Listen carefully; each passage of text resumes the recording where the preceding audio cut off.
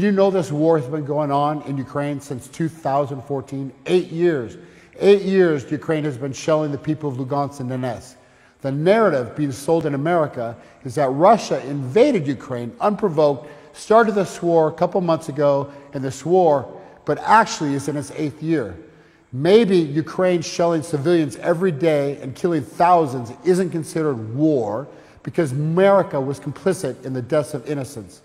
I've been to Donbass a dozen different times since 2016, and every time I go, I see mortars flying over every morning at dawn, crashing into civilian areas, into the malls, the schools, the hospitals, the airport, the apartment complexes.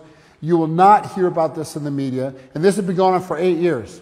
The Russian military is in these regions right now, in Donetsk and Lugansk, liberating these people from Ukraine. Yes, I said liberate. In the eastern parts of Lugansk and Donetsk, it's the first time in 8 years they don't have to worry about being bombed. So how did this war really start 8 years ago? Well, in 2014, the CIA helped stage a coup in Ukraine to oust the democratically elected president of Ukraine, Viktor Yanukovych.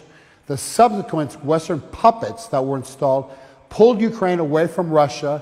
They banned dissenting political parties, and they took media outlets critical of the new government off the air.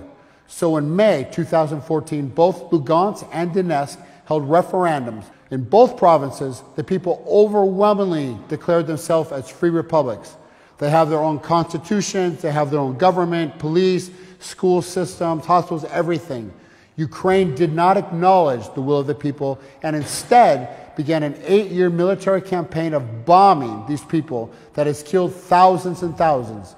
Imagine you send your kid to school every day and not knowing if this is the day that your child doesn't return home because some mortar shot from the Ukrainian army destroys the school.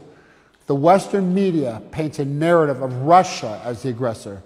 But let me ask you this question. Who's going to save these people of Donetsk and Lugansk? For 8 years, the U.S. claims to be a beacon of democracy, and here are 2 republics using democratic devices to achieve their sovereignty, not violence. And the result is to get bombed for 8 straight years with mortars and missiles sent by fucking America. Quite ironic.